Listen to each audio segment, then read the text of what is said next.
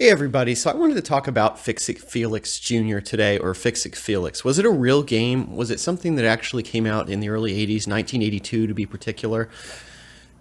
Doing a little bit of research, I actually thought it was a real game up until this video. So I played it in one of my earlier videos, and it's fun. I played one of many different ports that are truncated and just trying to show you a level. Now, it is not a real game.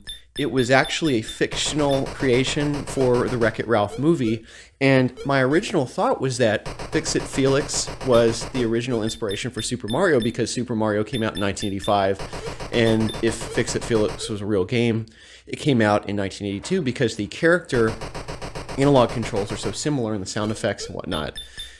And also, you have kind of the blue-collar worker perception that is the character. Fix-It Felix is a contractor, and he's got his dexterous hands. He's fixing windows and trying to fix them before Ralph destroys the building, whereas Super Mario and Luigi, they are plumber. That's right, Mario. And by the way, you have a little piece of spaghetti on your overalls. Luigi.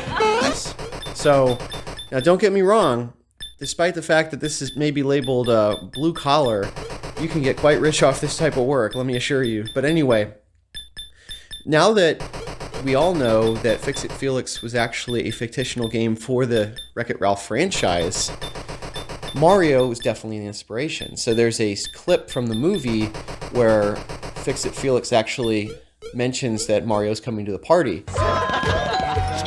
I'll bet that's Mario. Fashionably late, per the norm. So you are really sure at this point that the character is influenced by Mario. And it's kind of obvious, honestly, just by the sound effects, the gameplay, and side-by-side comparison and whatnot. It was actually a throwback, which Wreck-It Ralph overall was such a fresh breath of air. With all the new stuff coming out, it was really cool to kind of put a retro focus on the gaming forum as it is.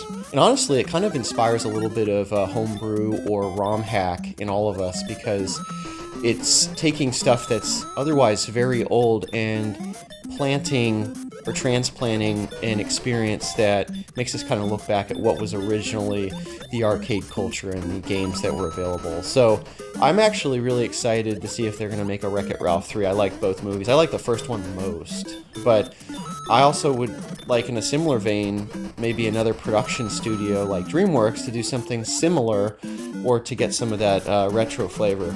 Now, Wreck-It Ralph didn't do as well as, say, some of the big box office hits like Frozen.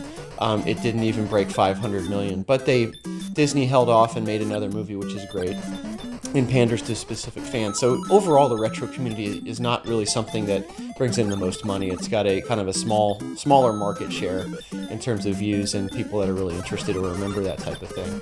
But overall, there's quite a few different versions of Fix-It Felix, Fix-It Felix Jr., so feel free to root them out. This one was pretty common one that I found, but I'm actually going to try to look and see if there's some more at some later point. But hope you enjoyed. Feel free to hit that notification bell, like, share, and subscribe, and thanks for watching.